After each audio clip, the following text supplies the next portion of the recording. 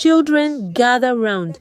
And, and let me tell you about one girl from Gwari village whose stomach nearly brought thunder and lightning upon her family. Her name? Zainab. Fine girl, small waist, but stomach like a bottomless pit. You ate the entire dowry yam, the entire thing. 30 tubers we stored for your sister's marriage. Gone. What kind of demon lives inside your belly, eh? Zainab wiped palm oil from her mouth, still chewing. Mama, I was only testing to see if weevils had entered. Testing? Testing? Her mother grabbed her wrapper like she might fly. You tested 30 tubers into your stomach in one night? The whole compound of Gwari village gathered to watch the show. Again. Because this was not Zainab's first offense, or her second, or her 20th. Old Papa Tanko shook his head from his usual spot under the baobab tree. That girl will eat until the gods themselves come down to stop her. He had no idea how right he was. But let me tell you from the beginning, so you understand how we got here. Zainab was not a wicked girl. She was actually quite beautiful. Slim waist, smooth skin like shea butter, smile that could make even the village tax collector forget his ledger. But that stomach of hers, it had its own brain, its own mission, its own destiny. From the day she could walk, Zainab could smell food from 3 compounds away. Her nose would twitch like a rabbit.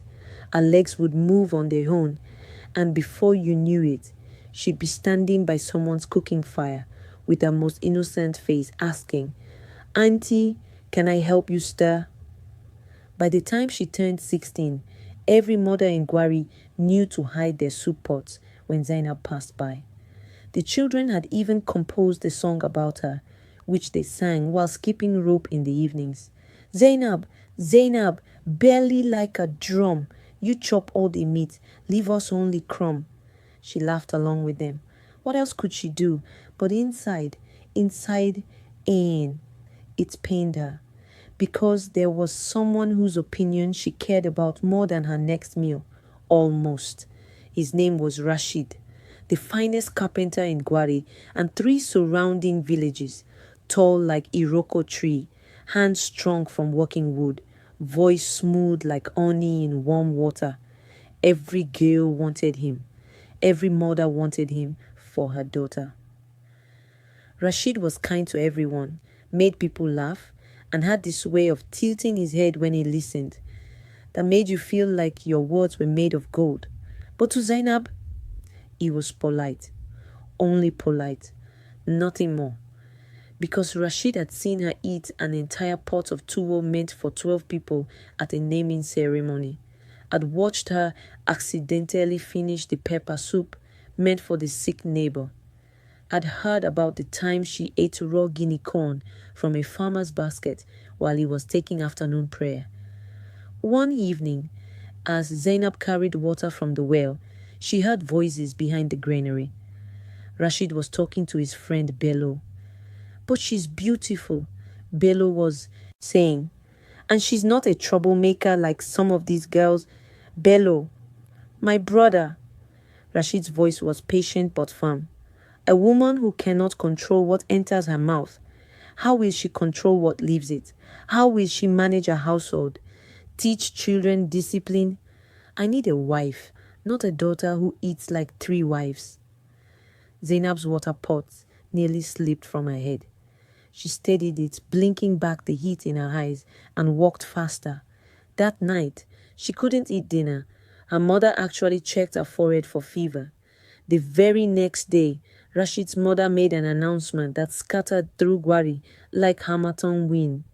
She stood in the market square, wrapper tied eye, voice carrying over the haggling and bleating goats. My son is ready for marriage. Any girl who can help prepare the new yam festival feast without disgracing herself, any girl who can serve others with discipline and sense, that girl will be considered the new yam festival, 2 weeks away, the biggest celebration of the year, where the whole village thanked the gods for harvest and prosperity. Every eligible girl in Gwari began preening like guinea fowl. But Zainab saw something different. She saw a chance. She ran home and grabbed her mother's hands. Mama, this is it. This is how I will prove myself. Her mother looked at her the way you look at a goat that has announced it will fly. Zainab, my daughter, my beautiful, foolish daughter, you cannot go 2 hours without eating something. The feast preparation is 3 days of cooking, 3 days surrounded by food. 3 days. I can do it, Mama. I swear by our ancestors, I will not eat even 1 grain of rice. Her father, who had been listening from his mat, cleared his throat.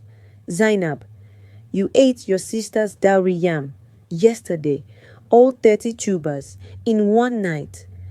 The reminder landed like a stone in her belly. Papa, that was different. This time I will be strong. You will see. Her younger brother Musa, only 10 years old, piped up from the corner where he was supposed to be doing his Quranic studies. Sister Zainab, you told us the same thing before Auntie Kande's wedding. Then you ate half the goat meat before the bride even arrived. Musa, close your mouth and read your verses. But the boy had a point. Everyone knew it.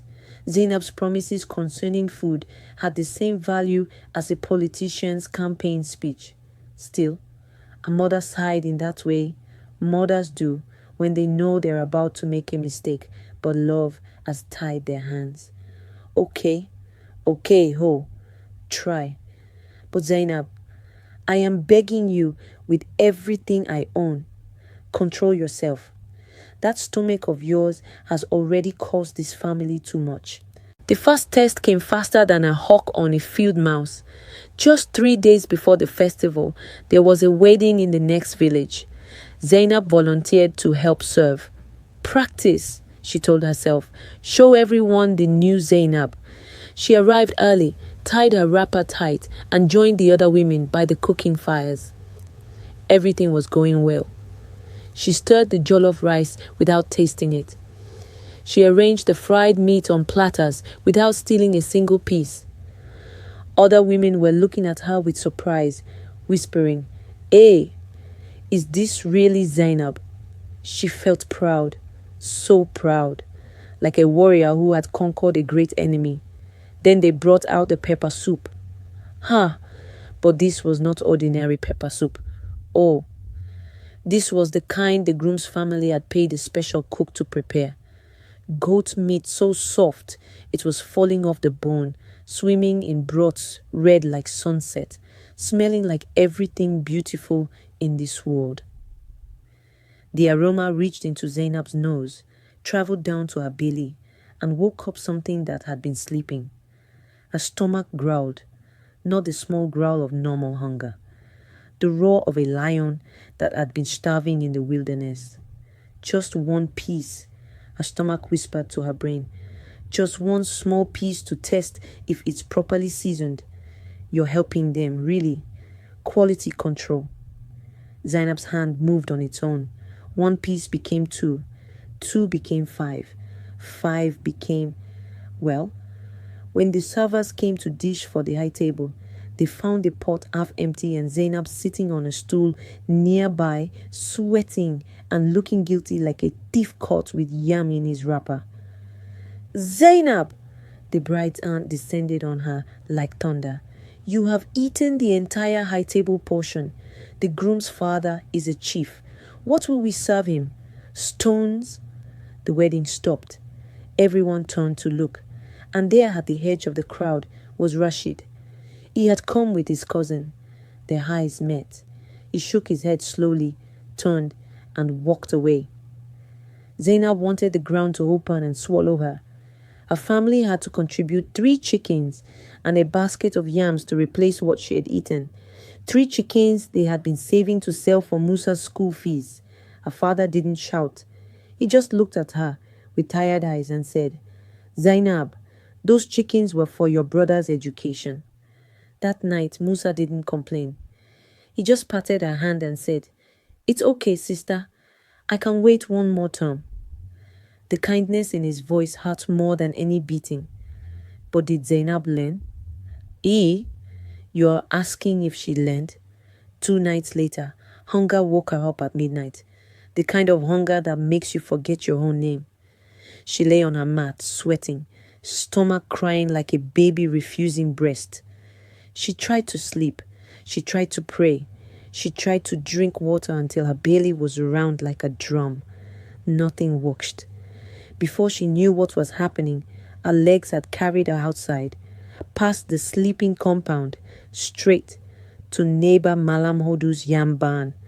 The same Malam Audu who had helped her father fix his roof last rainy season. The same Malam Audu who always gave the children groundnuts during Salah. Zainab found herself squatting in the darkness, eating raw yam like a bush rat. The thing about raw yam is that it tastes like punishment from the gods, but she was beyond caring. Crunch, crunch, crunch in the silent night. "Who is there?" Malam Audu's voice cracked through the darkness like a whip. His lantern swung toward her. Zainab tried to run, but she slipped on yam peels and fell face first into the dirt. By morning, the whole village knew. The children followed her, singing their song even louder. "Zainab, Zainab, eating in the night. Chop raw yam, chop everything." Her father had to work 3 full days on Malam Audu's farm to repay the yams. 3 days under the hot sun, bending and planting, while other men his age rested in the shade. Zainab brought him water on the second day. She watched him wipe sweat from his face, his hands shaking from exhaustion. "Papa, I'm sorry. I'm so sorry." He drank the water slowly, then looked at her. "Zainab, sorry is just a word. Change is what matters." But did she change? One day before the festival, the women gathered for final preparation practice. Zainab was determined. This was it, a last chance. She had fasted the whole morning. She had tied her wrapper so tight she could barely breathe. She had chewed bitter cola until her tongue felt like leather. The cooking began. She was doing it. She was actually doing it. Stirring egusi soup without tasting. Frying kosai without tasting. The other women were impressed. Even Rashid's mother smiled at her and said, "Zainab, I can see you're trying. Well done." Then they made Dan wake, Zainab's absolute favorite, the kind her grandmother used to make when she was small, and the world was simple and eating was just eating, not a war between her belly and her sense. The smell wrapped around her like a warm hug. Her mouth watered, her hands trembled. "Don't do it," her brain begged. "Please, not this time." "But it's right there," her stomach argued back. "Just one spoon, one tiny spoon. You've been so good, you deserve it." One spoon became two. Two became a bowl. A bowl became... The pot was somehow empty, and Zainab was sitting on the ground, stomach full, eyes full of tears. Rashid's mother stood over her, face like stone. She said nothing. Just took a cloth, wiped her hands, and walked away. But Zainab saw her cross out a name on the paper in her wrapper. Her name. She had lost everything. The marriage, Rashid's mother's respect, her family's hope. The festival day arrived like a celebration mocking her failure. Drums echoed through Gwari. Children ran around in new clothes, and the whole village buzzed with excitement. Zainab sat in her compound, banned from the festivities, listening to joy she could not join. But the elders were preparing something else, something sacred. The first yam offering for the river goddess who protected Gwari from drought and famine. 7 perfect yams roasted in palm oil, 1 fat chicken cooked with secret spices, fresh palm wine in a calabash. This offering guaranteed the village's survival for another year. The rules were ancient and absolute. No one, not even the chief, could touch this food before the goddess received it. Anyone who ate from the sacred offering would bring disaster upon the entire village. Mama Kande, the chief priestess, placed the food by the riverbank at sunset and spoke the prayers. The elders poured libation. Then everyone returned to the festival, leaving the offering under the watchful eyes of the gods. Zainab had watched from a distance. She had no intention of going near the river, none at all. But as darkness fell and the festival grew louder, her stomach began its familiar song, that wicked, terrible song. Just go see, her stomach whispered. Just look. Looking is not eating. Her legs betrayed her. They carried her through the darkening paths, past the festival fires, down to the river bank. And there it was, the offering, still warm, still perfect, the aroma eating her nose like a physical force. Her brain screamed warnings. This is not ordinary food. This is for the goddess. The whole village will suffer. But her stomach was louder. You've already lost everything. Rashid doesn't want you. His mother crossed out your name. Your family is ashamed. The village laughs at you. What's left to lose? At least eat one last perfect meal. A hand reached out.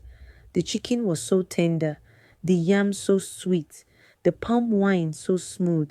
She ate one piece, then another, then another. Before she knew it, before she could stop herself, everything was gone. Every grain, every drop. The moment she swallowed the last bite, the air changed.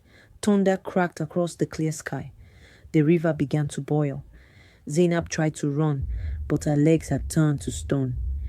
She tried to scream, but her throat had sealed shut. Her mouth clamped closed like a trap, lips pressed together by invisible force. The river goddess rose from the water, tall as 3 men, eyes glowing like fireflies, voice shaking the very earth. Who dares steal from the gods? Zainab fell to her knees, tears streaming down her face, but no sound could escape her sealed mouth. The goddess's voice softened, but grew more terrible. You love food more than people? You eat without thinking of cost? Then you will learn what you have taken. For 7 days, you will prepare the village feast. You will cook every dish, stir every pot, smell every aroma, but your mouth will remain sealed. You cannot eat even 1 grain of rice. Only when you understand what it means to give instead of take will you be freed. The next morning, Zainab stood before the village elders, mouth sealed, tears flowing. Mama Kande interpreted the goddess's punishment. The villagers were divided. Some said she deserved it. Others, remembering their own foolishness in youth, felt pity. A mother held her and wept. Her father's face showed more pain than anger. Little Musa squeezed her hand and whispered, I'll save my food for you, sister. The 7 days began. Day 1, Zainab cooked jollof rice. The smell was torture. Every stir of the pot was agony. She watched others eat and moan with pleasure, while her sealed mouth allowed nothing, not even water. Day 2, she fried akara, the oil sizzling and popping. 1 drop landed on her finger. Instinct made her bring it to her mouth, but her lips would not open. She wept as she cooked. Day 3, the children ate in front of her, smacking their lips. Zainab, this is so sweet. Oh! Not to mock her, just being children, but each word was a knife. Rashid came on day 4. He didn't speak, just sat nearby while she pounded yam, watching her walk, her tears, her silent suffering. When she collapsed from exhaustion, he caught her, helped her to shade, brought her water she couldn't drink. He stayed until she could stand again. Day 5, Musa brought his dinner portion and placed it before her. Sister, please, just small.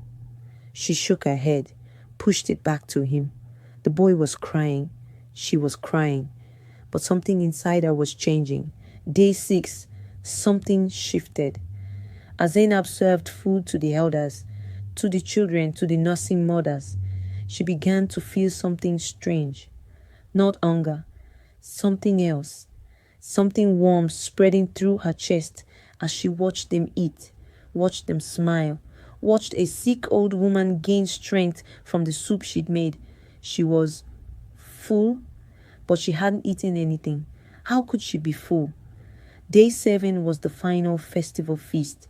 Zainab cooked like someone possessed. Every dish was perfect. The soups were balanced, the rice fluffy, the meat tender. She served everyone, wiped tables, washed bowls, cleaned pots. Her hands were raw, her body exhausted, but her eyes were clear. As the village ate and laughed and celebrated, Zainab sat alone watching them. And for the first time in her life, she understood. Food was not just for taking, it was for giving. The joy was not in her belly, but in theirs. The satisfaction was not in consuming, but in serving. She closed her eyes and whispered through her sealed lips, "I understand now, goddess. I finally understand." The river breeze touched her face. Her lips unsealed with a soft sound, like a prayer answered. The goddess's voice came on the wind, gentle now. "You have learned, daughter. Go and feed your people, but remember what you've learned." The village erupted in celebration. A mother grabbed her and wouldn't let go. Her father's eyes shone with pride. Musa jumped on her back like he was 5 years old again. And Rashid walked through the crowd, stopped before her, and smiled that smile that had always made a foolish heart jump. "Zainab, I watched you these 7 days. I saw you work harder than anyone. Serve others before yourself. Suffer without complaint. That is the woman I've been waiting for." Zainab laughed, the sound rusty from 7 days of silence. "Rashid, I must warn you, oh, I will still eat plenty, just not everything." The whole village laughed. Even the goddess, somewhere in her river kingdom, might have smiled. 3 months later, at Zainab and Rashid's wedding, someone noticed the bride eating slowly, chewing carefully, and leaving half her portion to share with others. Old Papa Tanko shook his head in wonder. Even the gods can teach an old dog new tricks. Now, children, you see, greed is not just about taking too much. It's about taking without seeing who you hurt, eating without thinking of who goes hungry. But here is the sweet part, the part that makes this story worth telling under the moonlight. Even the greediest heart can learn to share. Even the most stubborn stomach can learn to give. The gods are patient. They give us chances.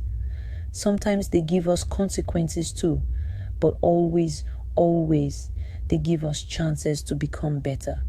So when next your hand reaches for more than you need, remember, Zainab, remember that the fullest belly is the one that has fed others first. Now, before you run off to your mats, do me one favor. If this story taught you something, if it made you laugh or think, share it with your friends. Tell them about Zainab and her 7 days, and come back next time. I have another tale about a boy who tried to trick the moon. Subscribe to hear it. Leave me a comment telling me what you learned tonight, and may the gods bless your harvest. Sleep well, children, and don't eat all the leftover puff puff before morning.